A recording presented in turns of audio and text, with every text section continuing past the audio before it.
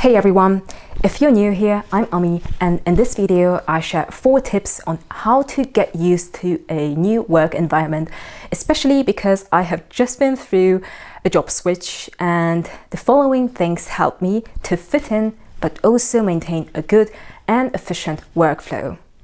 When I read the book from Thomas Erickson, Surrounded by Bad Bosses, one of the many useful things I read was that there are 2 types of people in a work environment: the relationship-oriented people and the business-oriented people. And sorry for not remembering exactly how he phrased it, but both of them exist in a work environment as well. And neither type is exclusively good or bad. Each of them have their own advantages and disadvantages. Relationship-oriented people prefer to focus on who they work with, putting more emphasis on good company at work. In contrast to relationship-oriented people, business-oriented people are less concerned with people they are surrounded by. They are more focused on the work to be done and less concerned with who they are around. I consider myself to be a business-oriented person rather than a relationship-oriented one. And I believe, based on my experience, I belong to the minority because of this. In a new work environment, I am slower to find the balance between building good co-worker relationships and my own conscience to do my job properly. Doing my job properly absolutely enjoys priority for me.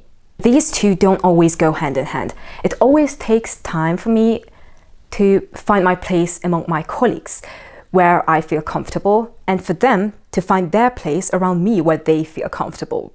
These are 2 separate processes. And of course, mutual openness can help a lot. So here are my tips. Don't be judgmental. This is the first one. When you have a few years of work experiences behind you, you might think that you have seen it all. But if you think that, you close yourself off from the opportunity of being introduced to something and someone new and great. Moreover, it is increasingly difficult to take time for this nowadays because everything in our daily life is so fast-paced that we hardly ever leave time and space for getting to know each other naturally. It's becoming strange not to draw far-reaching conclusions on the basis of our first impressions. And this is quite bad. We don't wait to form an opinion. The reason I put an emphasis on naturally getting to know each other is because this can't be forced. This can't be rushed. If we get to know people naturally, we need a lot of different situations in which we can see each other, what they do, how they do it, what they say when they are not talking to us, how they are when they are not interacting with us. To build up such set of information takes time. Take stress factor into account. Since expectations are usually placed on us at workplace, the focus can often be on how we do our work, how quickly and with what quality we work. In many positions, it is also important how nice we are while working. This can often create stressful situations, and when we interact with each other as colleagues, we can show a more irritable, nervous face because this can't be shown to the outside, to company partners, to customers, or even to our own bosses, of course. We have to take into account when it comes to workplace relationships or any kind of connections to colleagues that this is a negative characteristic of the capitalist environment, where everything becomes a value which leads to the production of money. And only performance arising from our abilities leads to success, which is why this is often the only thing valued at workplaces. It is a particular virtue if the management also pays attention to people's emotional health. But if they don't have the capacity for this, then we as colleagues can help each other by understanding the emotions caused by stress and by being able to relate to what causes it and try to see behind the stress curtain to get to know each other.